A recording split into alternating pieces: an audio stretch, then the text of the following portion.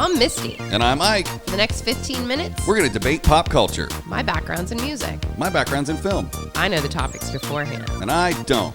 We check the internet for the facts, And ruin it with opinions. from pop rocks in your lunchbox. To Happy Meal toys and swatch clocks. Good morning, Nick. Good morning, Misty. Good morning, Misty. Good morning, Nick. Good morning, Nick. Good morning, Isaac. Oh, hi. Hello. What do you guys Hi. want? What do you want to do this morning? Nick, what do you want to do? Let's ruin the internet. Oh, best Yes. answer ever. All right. How about we try for something new today?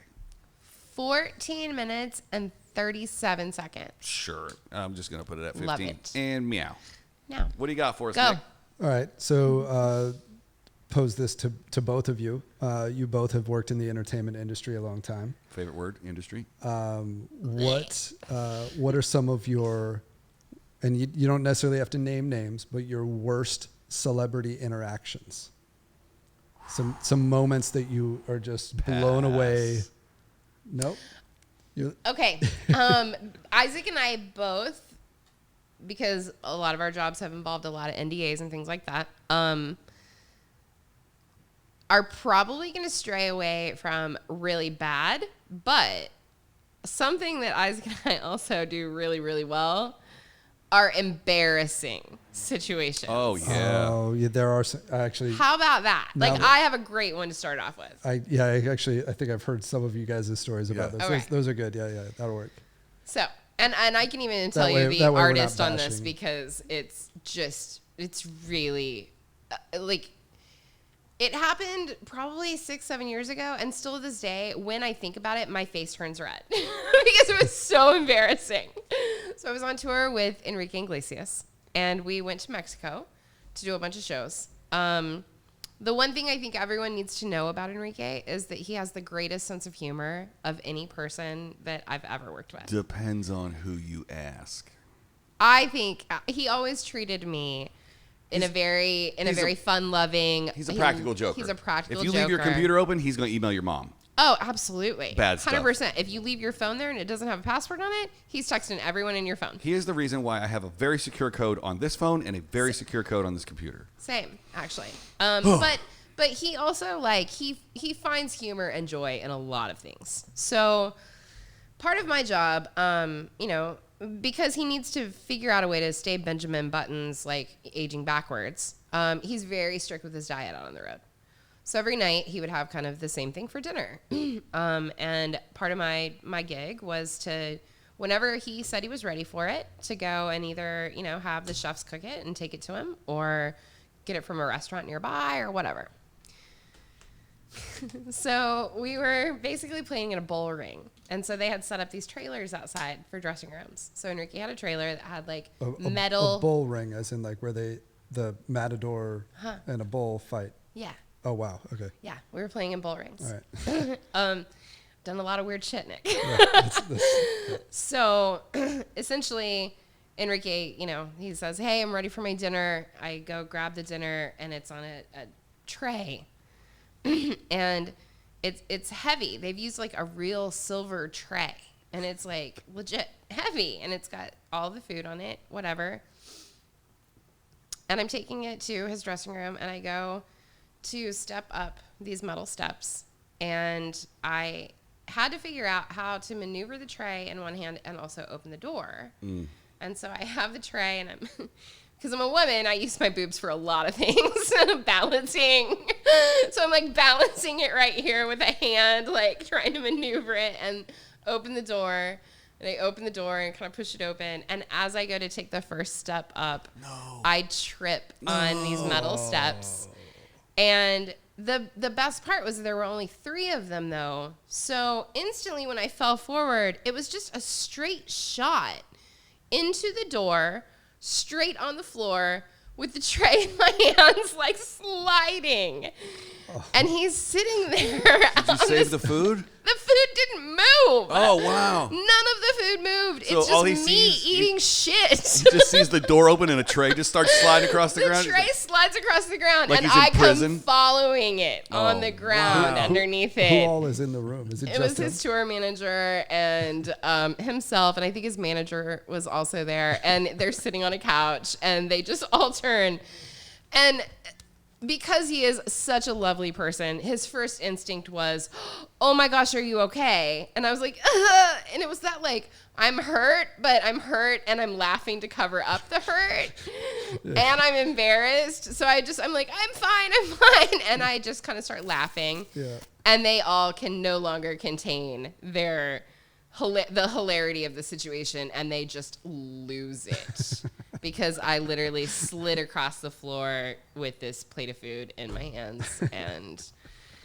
And like I said, to this day, even though he was just incredibly lovely about it and made sure I was fine, that embarrassment still comes back to my face of redness. Of Wow. Yeah. wow. That's But a good one. I'm the eternal klutz. I have always been that my entire life. I'm not coordinated. I should always know never to try to do something with one hand that requires 2. Mm-hmm. That sounds real weird. Anyway. I was going to make some inappropriate jokes myself. But specifically when you're talking about Enrique. But specifically, yes. And like I said, to this day, too, he would probably, like, if I said it, he would bust up laughing and be like, that was so epic. Yeah. I have an embarrassing story that's been happening for the last 3 episodes. I had my mic setting on condenser instead of dynamic because I'm a producer. What does that mean? Nothing. It just means I'm louder now. Oh, we like you louder. Hey. We like you louder. I have an embarrassing story involving one of the cast members from Will and Grace. Yeah, we like that. So I was working for Fox doing some promos. So it was promo day for a new, I think it was a Fox pilot. I don't remember the name of the show. But Mullally was a cast member on the show. The last time I'd seen a picture of her was Will and Grace. Mm-hmm. Since Will and Grace and the show that we were shooting, she had gotten in incredible shape. Yeah. She had lost, Yeah, I don't want to put a number on it. She looks stellar. This was maybe 2 years after Will and Grace. It was, so the rest of the cast is there, and I'm in hair and makeup, and they're like, is everybody here? I got a frog in my throat. It sounds weird. That was a weird sounding frog. that was, was yeah. a really weird frog. I got a frog in my throat. And I was standing in the middle of hair and makeup, and I'm like, yeah, everybody's here but Megan. And I had seen her already. I had seen a person like 4 times wandering around, looking for somewhere to go. And she goes, from directly behind me, she goes, I'm right here. And I turn around and go, of course you are. I was just testing you. To make sure you knew who you were. Yeah, I was distracted because Jaime Pressley, Yeah. the blonde, Yeah. was That's from all North Mom Carolina. knew. Yeah. Yeah. She was like, hey, Carolina, what's up? Like, we were like, what's up, broing down? I was like, yeah, Jaime Pressley calls me Carolina now. Don't give a fuck about my job. They had been up shooting. It was a Saturday or a Sunday. They had been up shooting till 1 or 2 o'clock in the morning. It was 7 or 8 o'clock in the morning. Like, no turnaround for the promo. So they had just gotten no sleep. And when I didn't recognize her and get her greeted and have, like, I didn't have anybody greet her at the car, nothing. She had to find her own way into the studio. She had to find her own way into hair and makeup. She was tired. I didn't recognize her. None of her cast members were like, hey, Megan, what's up? She hates you. Uh-huh. She started like legit. crying. Just bawling. Like, how do you not know? I was like, oh. You made drunk Karen ouch, cry? No, yes. Ouch. To the point where an hour later. Oh. This is terrible. Yeah. So bad. Oh. It's so bad. Her husband shows up. Nick Offerman. Right. Also, Oh. don't recognize him. How can you not recognize him? He has the big mustache. Do you not this do was your like- homework beforehand? Okay, first of all, yeah, no, I don't. But Okay. Yeah, because actually we could go into his next embarrassing story about whatever. Anyway, which one are you talking about? the one you've told a couple times. Up north football player. Oh, I can't burn that on this show. Okay. I can't burn that story on this show. Sorry. Someday It's in part of some my- other setting. It's But part that- of my it's just- stand-up. That is a good example, though, of you not So doing great. Just not knowing little who bit- people are? Little bit of research. Yeah. I'll give you another one unless you have one you want to do. Oh no. What happened? Like, did you apologize to her? Like, No, I played it off. Nick I was like, Offerman. I'm just messing with you. Of course we all knew you were here and feel to introduce. Come on over here and Did sit she down keep here and make crying? Everybody was crying by the end of the day. They were so tired. It was like the worst day ever for everybody. Ouch. Sounds like a Metallica tour by week 4. Oh, my Like God. grown men crying in the middle of the day. The next most embarrassing thing I have, unless you got one, No, go like. we were shooting a series. I feel like I need to give you time to redeem yourself after that one. Well, this one's more cute than it is That's good. embarrassing. Let's go with that was cute. my most embarrassing that I can tell on this show. Okay. So we're shooting a series called From the Basement at Capitol Records. Yeah. They don't actually have a basement, but the studios No. are on the first floor. And it was Queens of the Stone Age day. And the whole band was there. The drummer that's never been on time for anything in his whole life is there. The whole band's there. And I hear on the walkie, Josh, the singer's here. So I go out to greet him. And he shows up like way bigger than I imagined. I knew he's a big guy, but He's super tall. I didn't anticipate him being Yeah. like 6'85" or whatever. Right. So 7'2". for the first time in my career, I said, "Hey Isaac, I'm Josh." And he doesn't skip a beat. Not a single beat.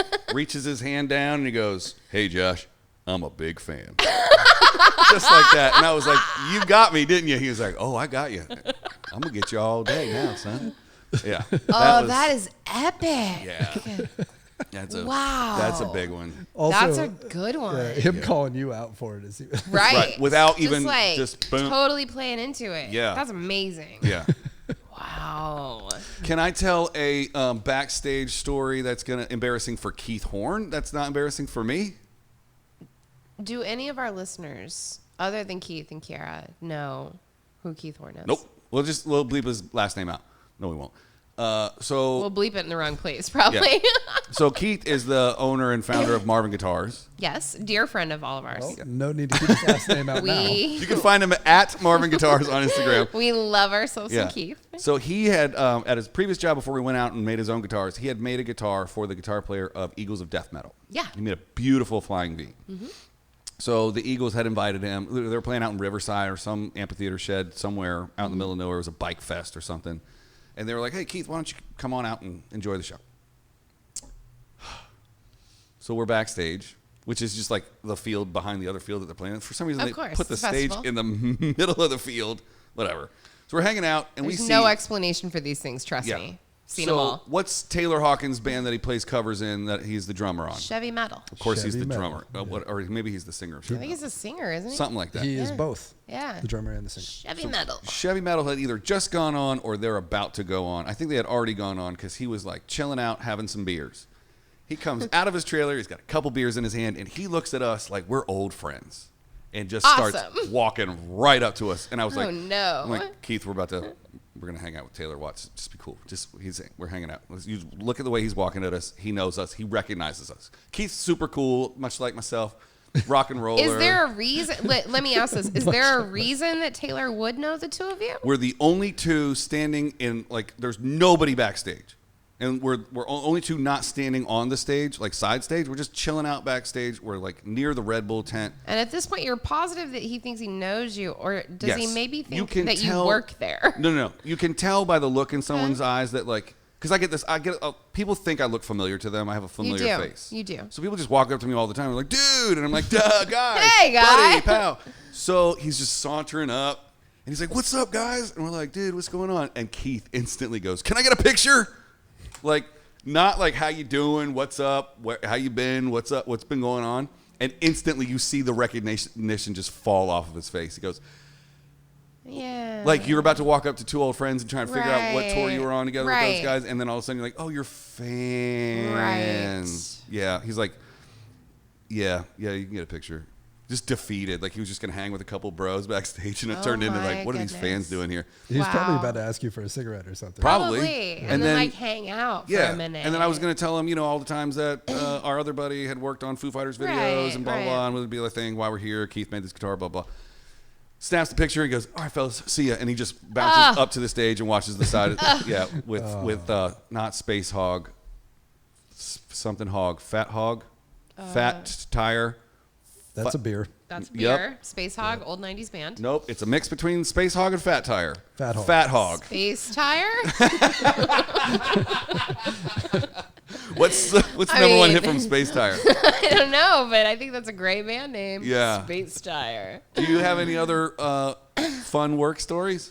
I mean, I have so many. I'm going to focus mine on just like really things that were only embarrassing to me. Sure. Yes. My very, very first show with the James Taylor Band was a private show in Houston at the baseball stadium. And I had never met any of them. So like my first day is I'm meeting all of them for the very first time. And they are all extremely esteemed musicians all in their own right. Like every member of that band has played with someone ridiculous for many, many years. You know, I mean, from Frank Zappa to, you know, the sax player is Blue Lou from the Blues Brothers. Like they, in my mind, I look at them and they are the most seasoned musicians that I've ever worked with.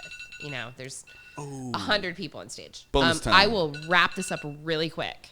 So I, meet all of them. I take them down to their dressing room, which is actually one of the locker rooms for the, Go Sports team.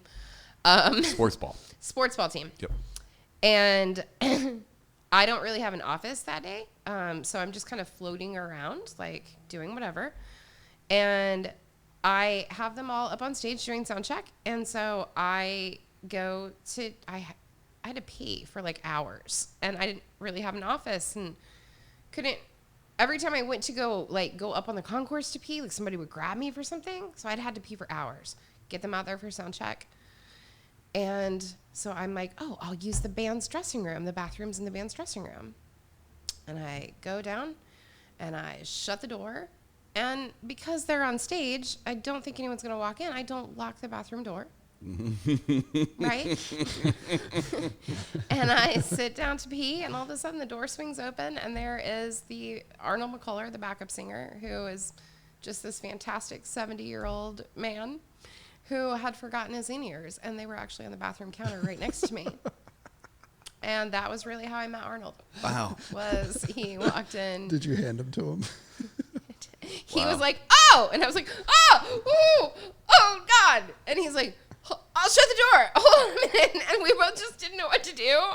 So I finished peeing, washed my hands, grabbed the ears, opened the door. I'm like, well, I mean, we were going to get to know each other at some point or another. So now we do. Nice. Wow. So I have a really great way about doors and artists. Yeah. Like, I have a thing. I need to learn to walk and lock myself in places. So. And if you're brave enough, leave us a comment in the comment section and tell us your most embarrassing work story. Most embarrassing work stories. Nice. Well, that was a good one. That was a really good one. And it's not Friday, but unless it is Friday, we'll see you tomorrow morning. Bye, Nick. Bye.